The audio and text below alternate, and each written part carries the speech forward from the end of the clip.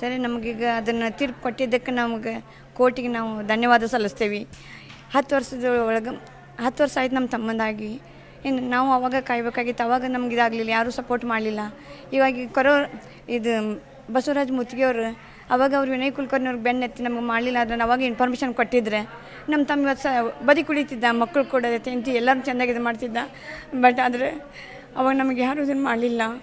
ಈಗ ನಮ್ಗೆ ನ್ಯಾಯ ಸಿಗಲಿ ಅಂತೇಳಿ ಅವ ಪನಿಷ್ಮೆಂಟ್ ಅವಾಗ ಅನುಭೋಗ ಆಗಿ ನಾ ಈ ರೀತಿ ಮಾಡ್ಬೋದಾಗಿತ್ತು, ನಾವು ಜೀವಕ್ಕೆ ಇದಾದ್ನಿಲ್ಲ ಅಂತ ನನ್ನ ನಿಜ ಸಂಗತಿಯನ್ನು ನಾವು ಹೇಳಿದರೆ ಅದು ಇದಾಕತ್ತೆ ಅಂತೇಳಿ ಅವ್ನು ನಿಜ ಸಂಗತಿ ಹೇಳಿದ್ದಕ್ಕೆ ಬಸವರಾಜ ಮುತ್ತಿಗೆಯವ್ರು ಹೇಳಿದ್ದಕ್ಕೆ ನಮ್ಮ ತಮ್ಮಗೆ ಇದಾಗಿದ್ದಕ್ಕೆ ನ್ಯಾಯ ಸಿಕ್ಕೈತೆ ಅಂತೇಳಿ ನಾ ಕೋರ್ಟಿಗೆ, ಆಮೇಲೆ CBI ಸರಿಗೆ, ವಕೀಲಿಗೆ ಎಲ್ಲರಿಗೂ ನಾನು ಅವ್ರಿಗೆ ಧನ್ಯವಾದವನ್ನು ಹೇಳ್ತೇನೆ.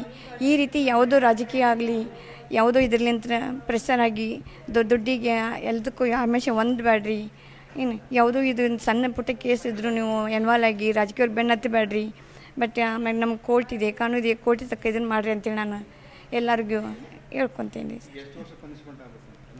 ನಮ್ಗೆ ಲೈಫ್ ಆಗ್ಬೇಕಂತೇಳಿ ನಮ್ಮ ಮನೆ ಇದು ಮಾಡಿದ್ದಕ್ಕೆ ಲೈಫ ಸಿಗಲ್ಲ ಅಂತೇಳಿ. ಯಾಕಂದ್ರೆ ನಮ್ಮ ನಾವು ಉದಯಗೌಡರು ಇದ್ದಾಗಿಂದ್ರು ಅವರು ಹೆಲ್ಪ್ ಐತಿ, ಅವ್ರ ಕೈವಾಡ್ಲಿಂತ ನಮ್ಮ ಮನೆಯಿಂದ ಆಗಿತ್ತು. ಅದಾದಮೇಲೆ ಮತ್ತು ಅದು ಒಂದಿಷ್ಟು ದಿನಕ್ಕಂದು ನಮ್ಮ ತಮ್ಮನೂ ಅದೇ ರೀತಿ ಮಾಡ್ಬೇಕಂತ ಪ್ಲ್ಯಾನ್ ಮಾಡಿ ನಮ್ಮ ಮನೆಗೆ ಇದು ಮಾಡ್ಬೇಕಂತ ಕುಂತು ಈ ರೀತಿ ಮಾಡ್ಯಾರ. ಅದಕ್ಕೆ ನಮ್ಗೆ ಇಷ್ಟು ಲೈಫ್ ಆಗಲಿ ಅಂತೇಳಿ ನಾವು ಜೀವಾವಧಿ ಶಿಕ್ಷಣ ಆಗಲಿ ಅಂತೇಳಿ ಕೇಳ್ಕೊತೀವಿ ನಾವು.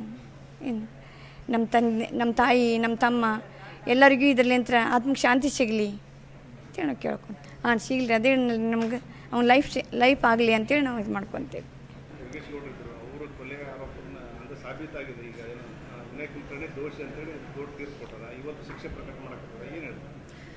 ಸರ್, ನಾವು ನ್ಯಾಯಾಲಯಕ್ಕಂತೂ ಧನ್ಯವಾದ ಹೇಳ್ತೇವೆ ರೀ. ಮತ್ತು ಬಸವರಾಜ ಅಣ್ಣಾಗ ಮತ್ತು ಮುತ್ತಿಗೆ ಅಣ್ಣಾಗ ಭಾಳ ಥ್ಯಾಂಕ್ಸ್ ಹೇಳ್ತೇವೆ ರೀ ಸರ್. ಅವರು ನಮಗೆ ನ್ಯಾಯ ಕೊಡಿಸಿದ್ರು ಮತ್ತು ನಮ್ಗೆ ಭಾಳ ಖುಷಿ ಐತ್ರಿಪ್ಪ.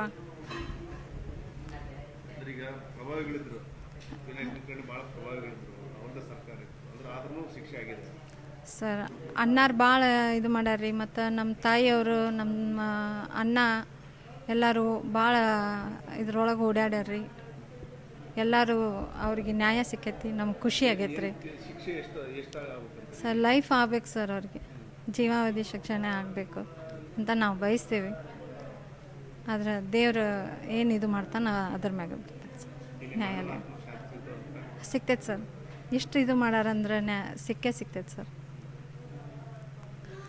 ನಿರ್ಭೀತ, ನಿಷ್ಪಕ್ಷಪಾತ, ವಿಶ್ವಾಸಾರ್ಹ ಸುದ್ದಿಗಳಿಗೆ ಮತ್ತೊಂದು ಹೆಸರಾಗಿರುವಂತ News18 ಕನ್ನಡ ಈಗ ಆಪ್ನಲ್ಲೂ ಲಭ್ಯವಿದೆ. ದಯವಿಟ್ಟು ಇಲ್ಲಿರುವಂತ QR ಕೋಡ್ ಸ್ಕ್ಯಾನ್ ಮಾಡಿಕೊಂಡು ಆಪ್ ಡೌನ್ಲೋಡ್ ಮಾಡೋದಕ್ಕೆ ಮರಿಬೇಡಿ. ನಿಮ್ಮ ಬೆಂಬಲ ಹೀಗೆ ಸದಾ ನಮ್ಮೊಂದಿಗಿರಲಿ. ಧನ್ಯವಾದ.